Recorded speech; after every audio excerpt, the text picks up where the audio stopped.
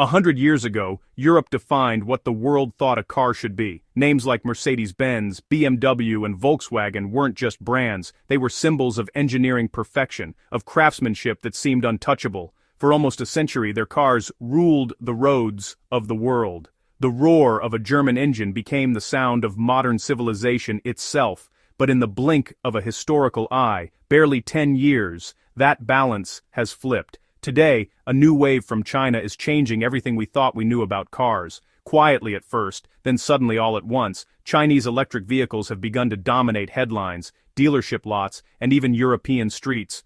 And Europe? Well, it's nervous. Because this isn't just competition, it's a disruption that's shaking the foundations of an industry built over generations. From battery breakthroughs to software-driven design, Chinese automakers are now leading in the very areas European brands once considered their stronghold: technology, performance, and user experience. The result? Europe's car makers are seeing shrinking market shares, shuttered factories, and anxious workers wondering what comes next. Some governments are already fighting back with tariffs and trade investigations, hoping to slow the tide. But here's the real question: can they actually stop it? Can sanctions and import taxes hold back an industry powered by innovation, scale, and global ambition?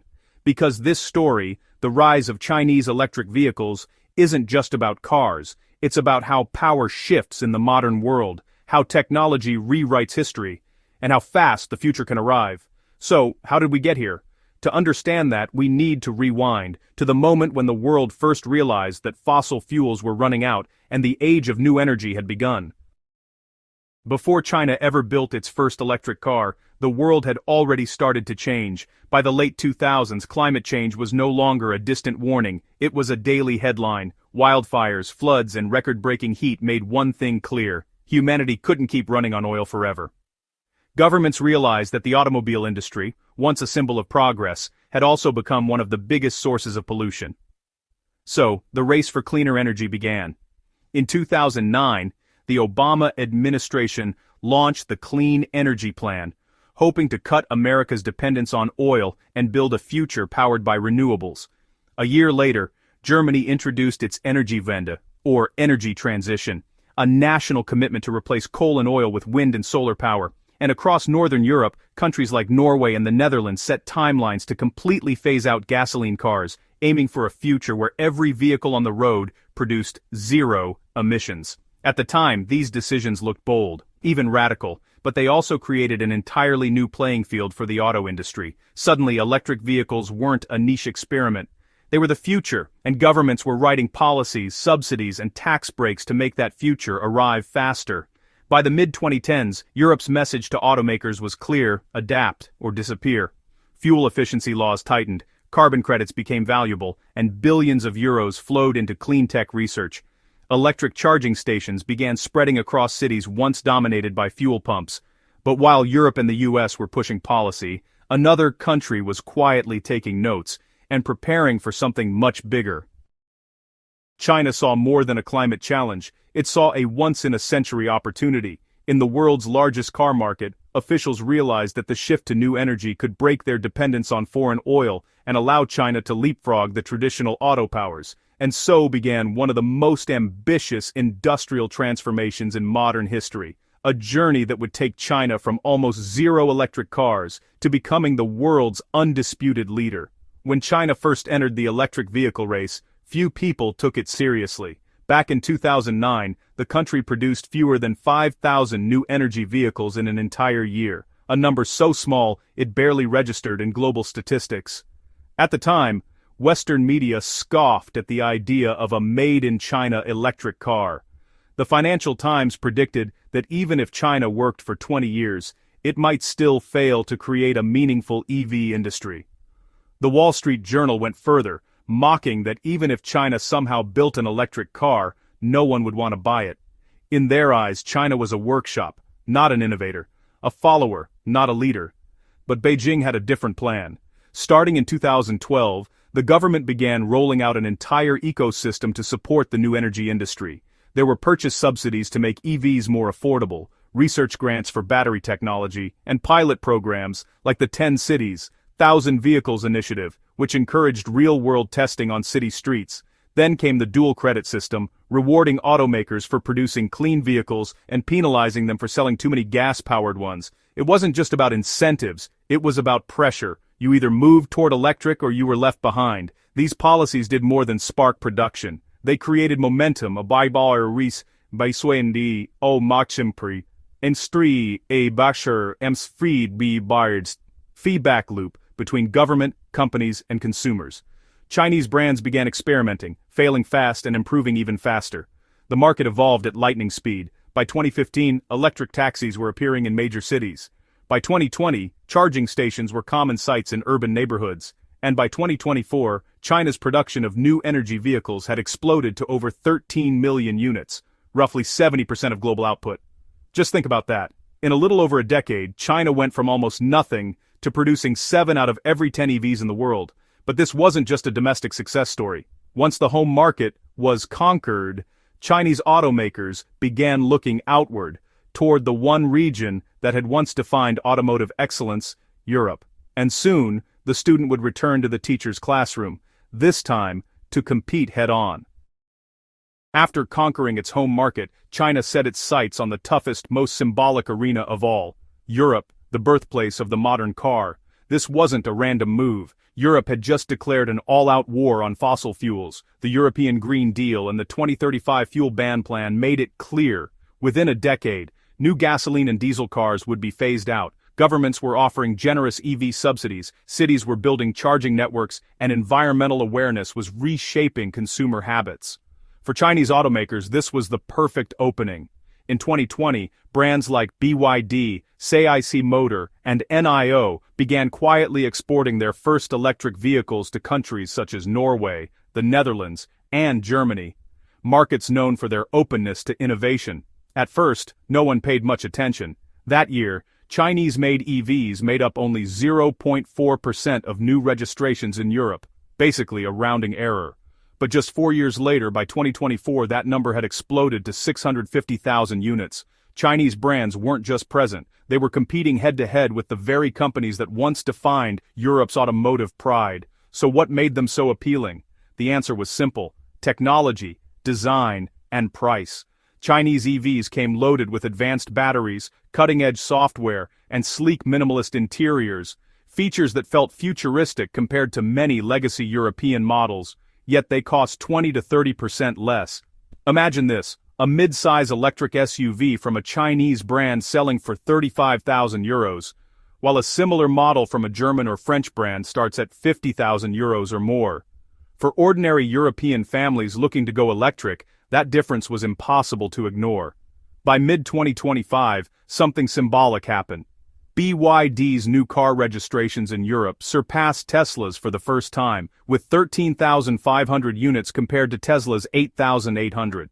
For the first time in history, a Chinese automaker wasn't just catching up, it was leading in Europe's own backyard. At first, European consumers were skeptical. They saw Chinese cars as cheap alternatives, but after test drives, many changed their minds. These cars weren't just affordable, they were smart, efficient, and surprisingly luxurious. A quote from the Financial Times in 2024 summed it up perfectly. Chinese electric vehicles are redefining how Europeans imagine the future of mobility. But with every sale, tension grew. Because while European consumers were embracing Chinese EVs, European automakers were feeling the pressure, their market share shrinking, factories idling, and executives wondering how to compete. And soon, governments would step in, determined to slow the storm that had already begun. Let's be honest, this surge wasn't just about price. Chinese electric vehicles didn't win hearts in Europe by being the cheapest option. They won by being smarter, safer, and more advanced in ways that surprised everyone. For decades, Europe led in mechanical engineering, Straßenbau, Straßenbau, Straßenbauingenieurie, the precision of German engines, the craftsmanship of Italian design, the reliability of French and Swedish manufacturing. But the age of electric mobility runs on something else entirely: software, batteries, and data. And in those areas, China, quietly, pulled ahead. Take BYD's Blade battery, for example. Instead of focusing only on power, it redefined what safety and efficiency could mean in an EV. The Blade battery packs high energy density, lasts longer, and, most importantly, is highly resistant to overheating or catching fire. European safety institutions have called it one of the most stable battery designs in the world. Then there's XPeng's intelligent driving system, capable of adaptive highway navigation and automated parking that rivals or even outperforms Tesla's in certain conditions. And NIO's minimalist interiors and voice-controlled cockpits don't just feel futuristic. They've become a status symbol among younger European buyers who care more about digital experience than horsepower. Meanwhile, many traditional carmakers were still adapting, weighed down by legacy systems, complex supply chains, and a slower pace of innovation. China's EV companies, on the other hand, were born in the smartphone era. They think like tech startups, not old factories. Their product cycles are faster. Their updates arrive through over-the-air software, just like a phone. And their R&D teams test prototypes at a speed Western companies can barely imagine. The result? Chinese EVs deliver innovation at scale, not just experimental concepts at car shows, but mass-produced technology on the road. And perhaps the biggest surprise is this: Chinese cars no longer look like budget options.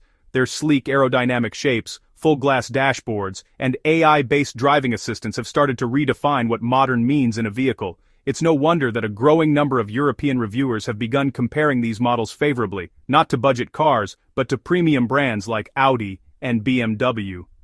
In short, China didn't just copy the old playbook, it wrote a new one, and that new playbook is now forcing Europe to make a choice: innovate faster or get left behind.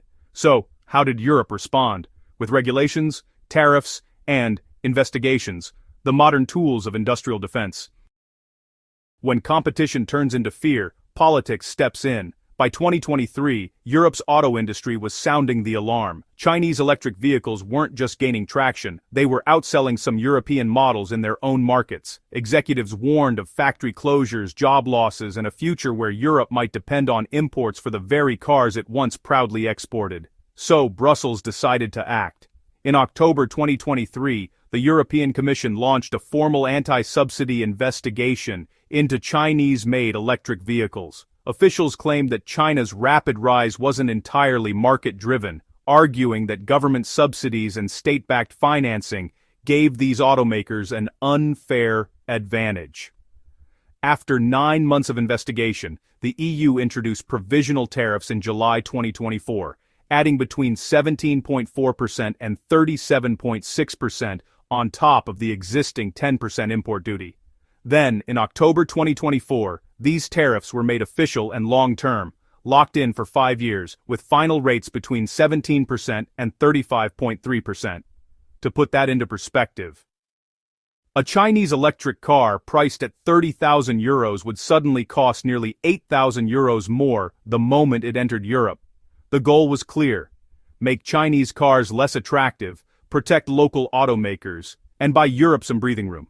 But reality had other plans. Instead of slowing down, Chinese exports to Europe kept rising.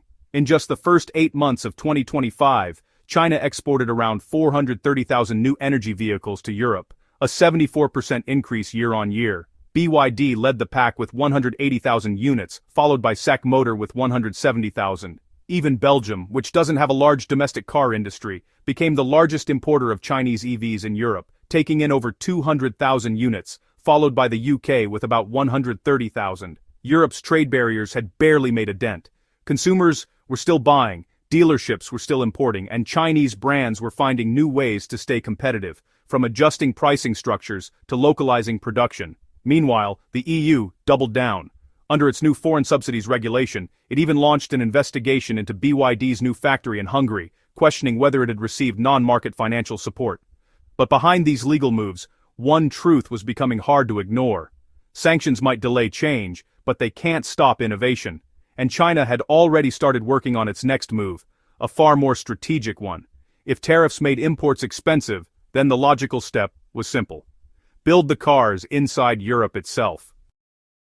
If you enjoyed this deep dive into the global electric vehicle revolution, don't forget to subscribe and turn on notifications. We'll continue following this story, from new technologies to the next big shifts in global industry, right here on this channel. The race for the future of mobility isn't over. It's only just begun.